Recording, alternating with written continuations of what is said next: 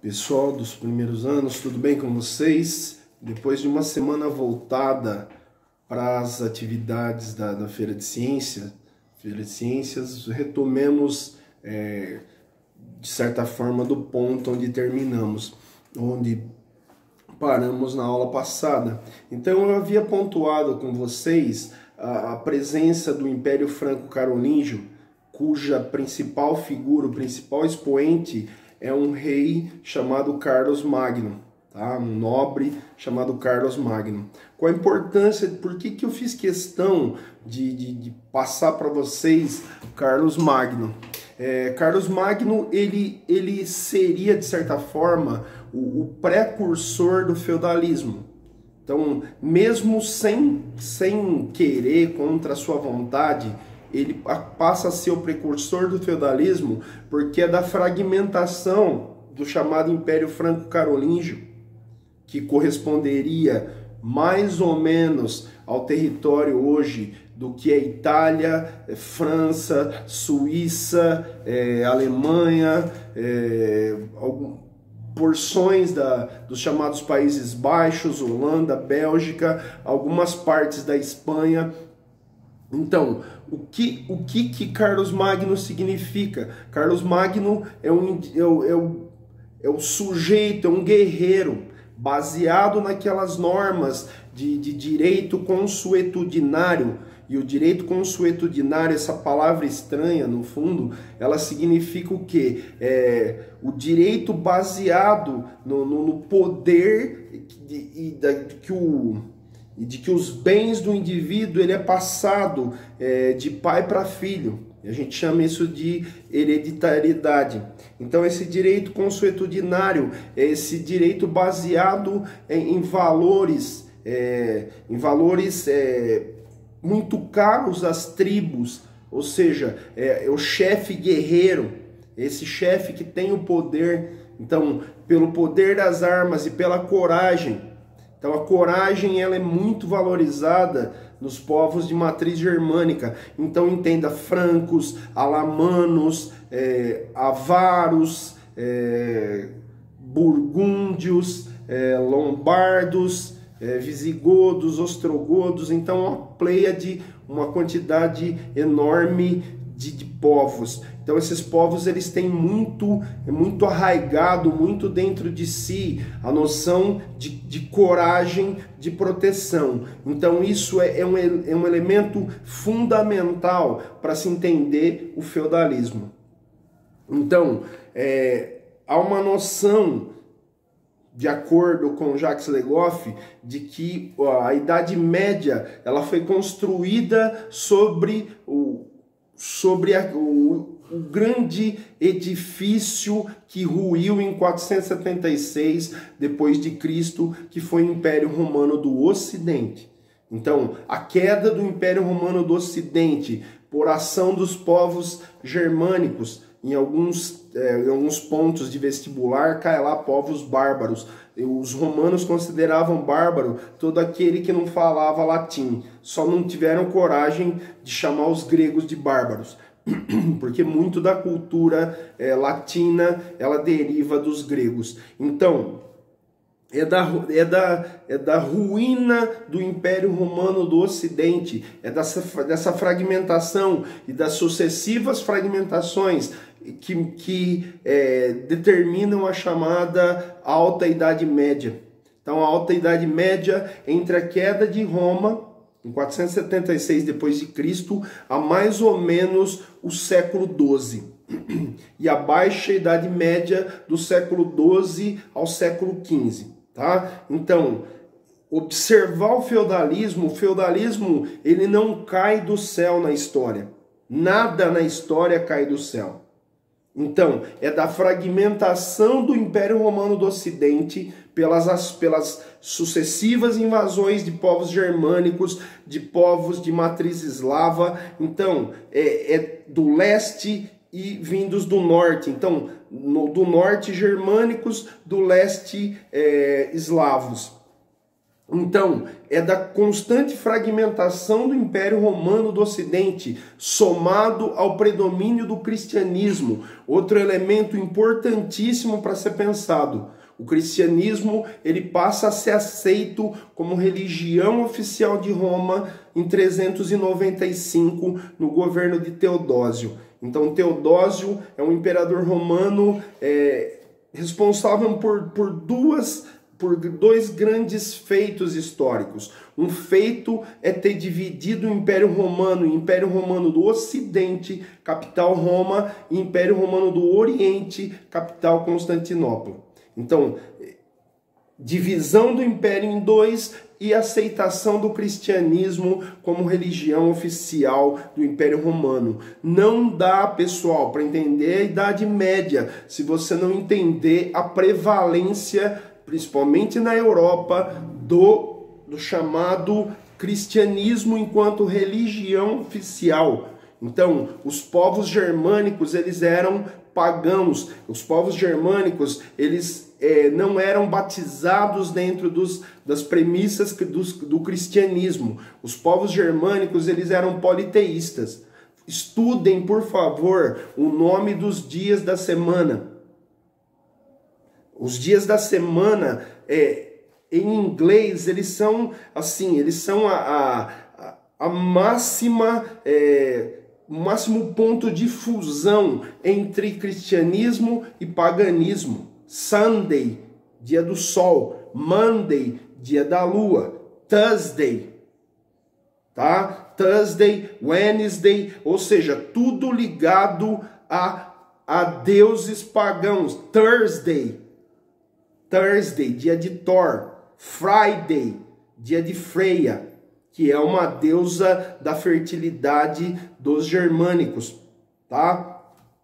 Saturday, dia de Saturno. Percebe como o inglês, como o português, como as outras disciplinas que vocês têm, de certa forma, elas dialogam com a história. Então a história dialoga com o inglês aí. Então, os dias da semana, dentro da perspectiva germânica, da qual gera o calendário norte-americano, inglês, então eles são influenciados de forma extremamente aguda por influências de povos germânicos. Então, eu não consigo pensar o feudalismo se eu não pensar que antes dele veio o Império Franco-Carolíngio. Então, onde Carlos Magno contribui com o feudalismo? O Carlos Magno contribui com o feudalismo em conquistar tudo o que se conhece hoje como França, como Alemanha, como Itália, partes importantes da Espanha. Então, Carlos Magno, ao construir esse imenso império, tanto é que no ano de 800 ele foi coroado imperador do Sacro Império Romano Germânico. Olha a maluquice, os germânicos invadem Roma e depois no ano de 800, cerca de 400 anos depois, Carlos Magno é o grande defensor dos ideais romano-germânicos, tá? Então, qual a importância de Carlos Magno para o feudalismo? O processo de descentralização do poder começa com Carlos Magno, quando ele cria marcas, condados, bispados, ducados e dá o controle dessas possessões de terra aos seus principais generais, aos seus principais guerreiros. Então vocês entendem de onde vem o processo de descentralização de poder? Então, enquanto Carlos Magno estava vivo, o Império Franco-Carolíngio se manteve. Ao morrer em 814, passar o poder a seu filho, Luís o Piedoso. Então, Luís o Piedoso governa de 814 a 846. Então, quando Luís o Piedoso falece, outro costume germânico era transmitir essas terras de forma hereditária. Então, os 3 filhos de Luís o Piedoso, Carlos o Calvo, França, Luís o Germânico, Alemanha, Lotário, Lotaringia, partes da França, partes da Itália.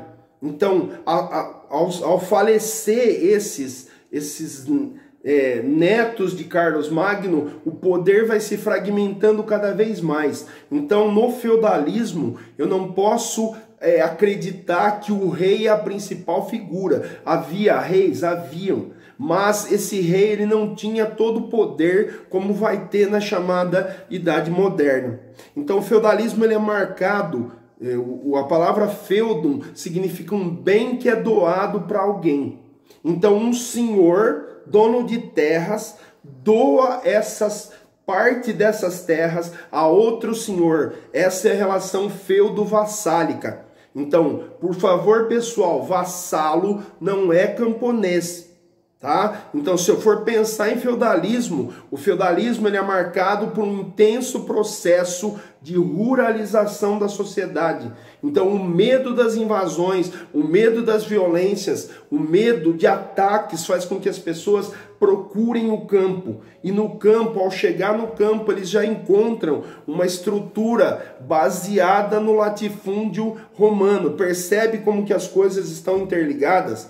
Então, o latifúndio romano, ele é o elemento que daria essa cara à ruralização promovida pelo feudalismo. Então, o feudalismo, em breves palavras, é o quê? Descentralização de poder. Marcas, condados, bispados, ducados. Então, percebeu a importância de Carlos Magno? Então, Carlos Magno ele deixa o caminho aberto para o feudalismo. Então, o feudalismo é ruralização da sociedade europeia. O feudalismo é um processo baseado no poder da igreja. A igreja é a principal senhora de terras no feudalismo. Então, descentralização de poder, poder controlado totalmente pela igreja, tá? O feudalismo ele é marcado por relações de dependência. Então, quem mora na terra é dependente do senhor.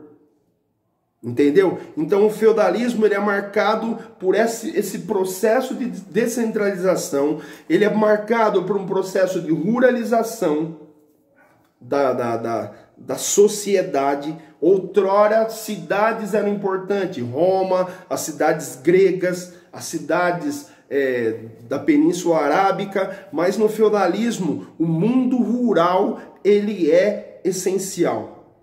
Então, o direito no feudalismo, ele é hereditário. Então, o sujeito tem a terra, ele passa para o seu filho. Hereditariedade, outro elemento importantíssimo do feudalismo.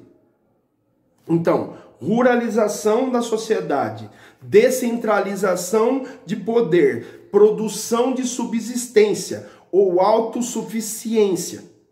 Então a produção feudal ela é autossuficiente, ou seja, produz-se algumas coisas que se produzia lá, trigo, aveia, centeio, cevada. Então isso daí os feudos eles eram autossuficientes. O que não se produzia se trocava com outros feudos. E aí vocês podem imaginar a essência e o surgimento das chamadas feiras. Feiras existem até hoje. Se você for na sua cidade, hoje eu fui na minha cidade, andei lá pelo centro porque tive que fazer coisas, guardando o devido espaçamento, com máscara, mas a feira está acontecendo lá. Então o mundo feudal, ele é um mundo ruralizado, ele é um mundo descentralizado, ele é um mundo produzido na autossuficiência, ele é um mundo baseado nas relações de poder entre vassalo e suzerano. E aí surge, pessoal, outra vez dá para dividir naquela pirâmide. Quem está no topo é a igreja. Quem está abaixo da igreja são os nobres, mas igreja e nobreza se confundem. Só chega a papa quem é nobre. E aí abaixo dos nobres estariam os camponeses. E depois aí pelo fim do feudalismo e pelo século XII surgiria a chamada burguesia. Então a burguesia é o elemento, é a estrutura disjuntiva, é aquilo que implode essa sociedade verticalizada na qual o feudalismo é baseado, tá? Muito obrigado.